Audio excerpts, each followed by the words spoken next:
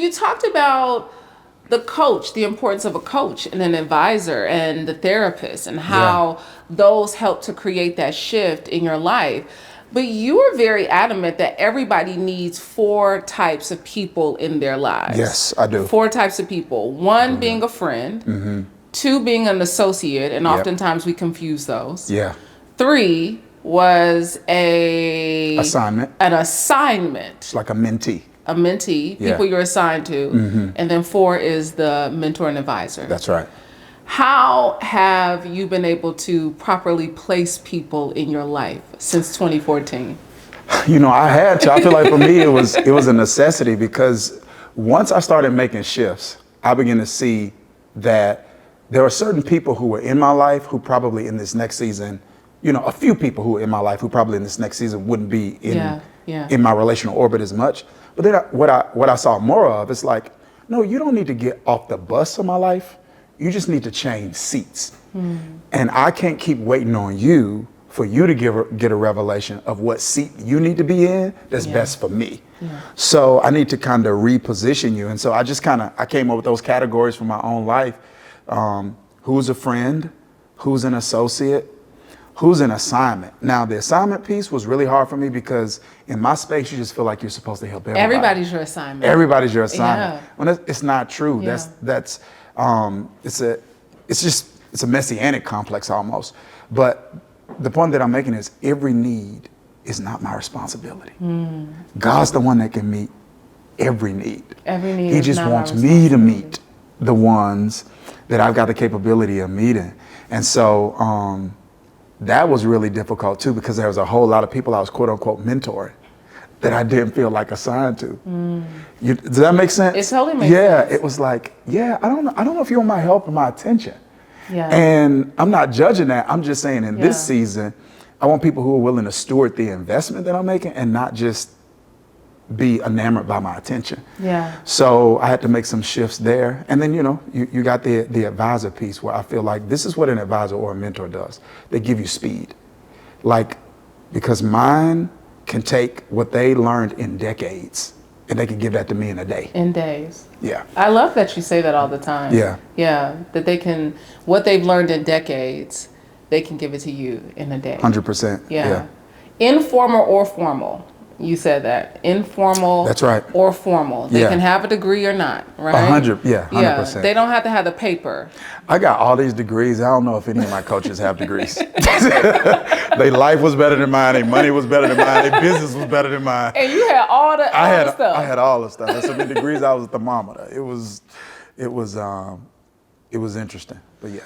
So in your role, how hard is it for you to determine the difference between a friend and an associate? It's not as hard now. I think it was a little harder earlier on. I just feel like I'm more relationally intelligent now, in the sense that I feel like in the past I used to have relationships with people based on their potential, not on their fruit. Okay, rewind, run it back, hold up, flag on the play.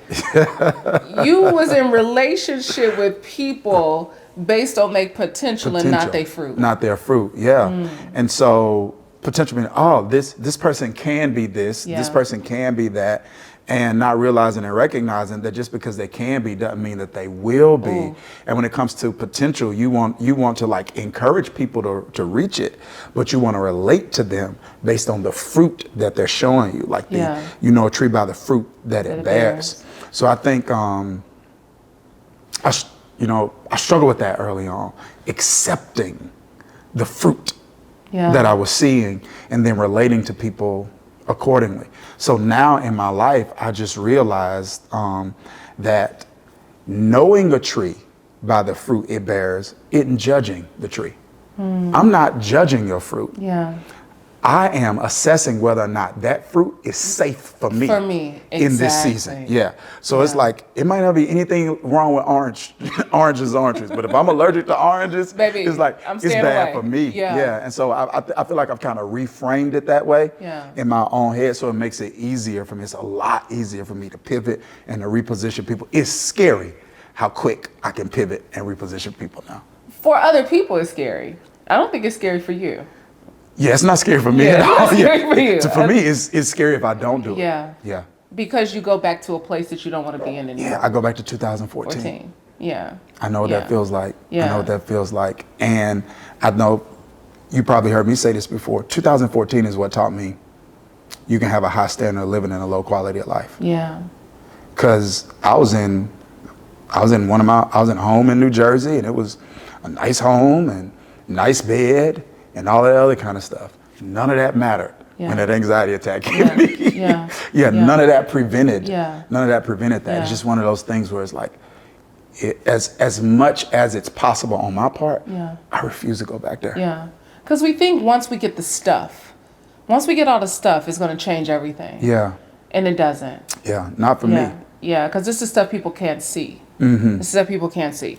All right, so you talk about choices a lot. You talk about the quality of your choices. The quality of your life, and this is direct correlation, the quality of your life depends on the quality of your choices.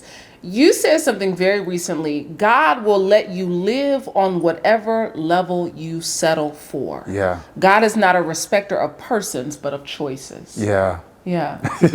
Yeah, I feel like it's really tough, you know what I mean, for people to hear, but it's something that that is just a strong conviction of mine, and that is God loves you too much to force you to do anything, even if the thing that you choose is less than what he chooses for you.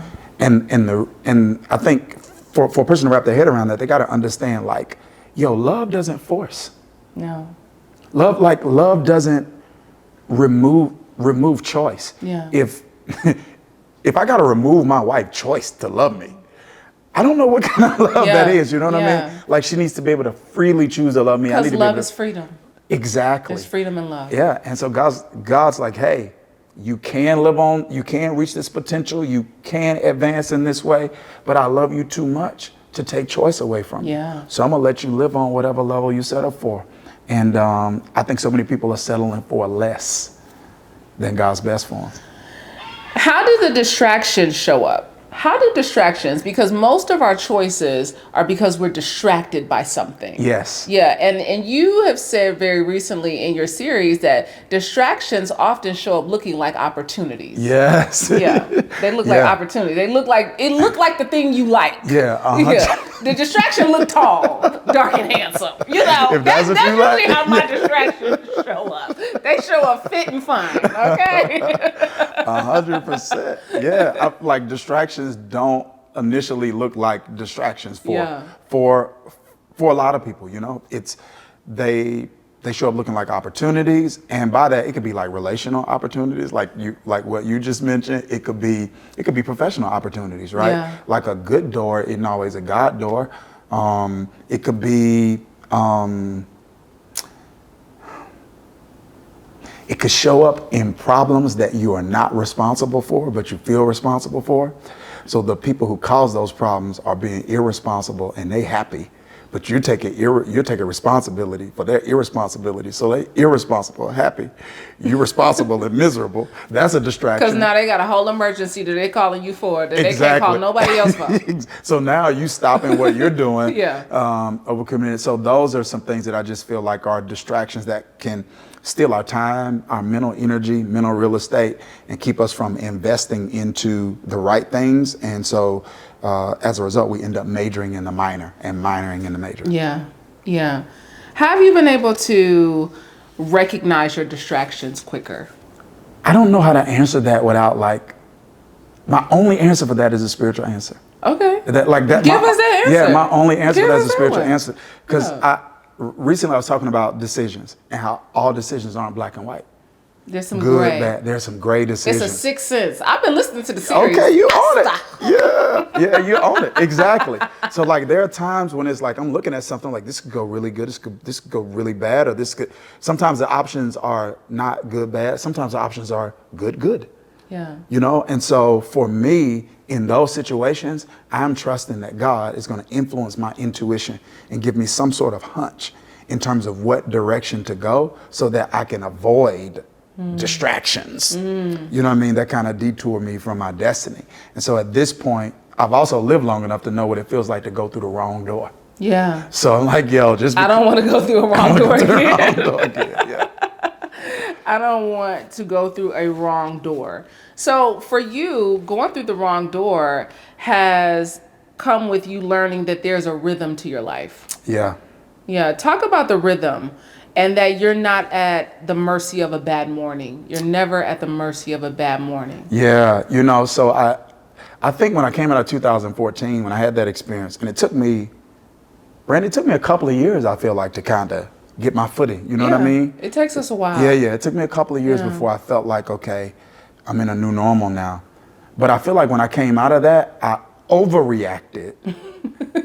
Does it make sense? And I was just like super regimented. It's like Monday at 9 is this, Monday at 10 is this, Monday at Wednesday is this. And that felt like prison. It didn't feel like freedom. Yeah. And I'm kind of an ambivert, so people who... What? So it's like a mixture of an introvert and extrovert. Oh, okay. So it's I was like, today years old. Look at me learning something new. So it's like, I love being with people. I just have a time limit where I have to go and isolate. And then once I recharge, I'm bored by myself and I want to go be with people. Yeah, that's me. So it's weird. Then I'm a what? What am I? Ambivert. Ambivert. Yeah. That's good. Look at that. Yeah. You're like, leave me alone. Okay, come back. I'm ready now. I'm ready.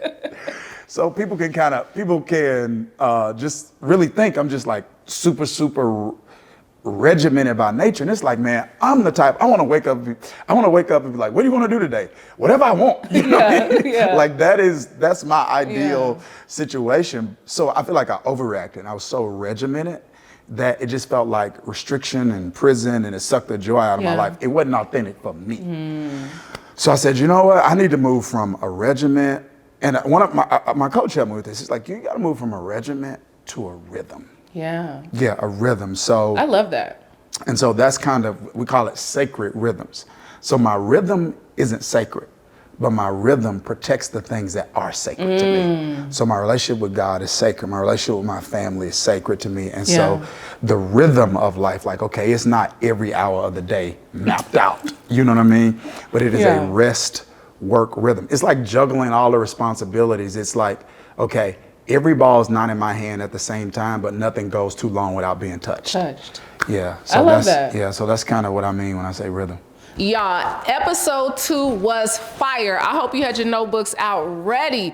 Because guess what? We still got more, but I need you to like, comment, share, subscribe, get all the goodness that we got over here at Vault. And get ready, because we got one more left in the series. Get ready for episode 3 with Dr. Dharius Daniels.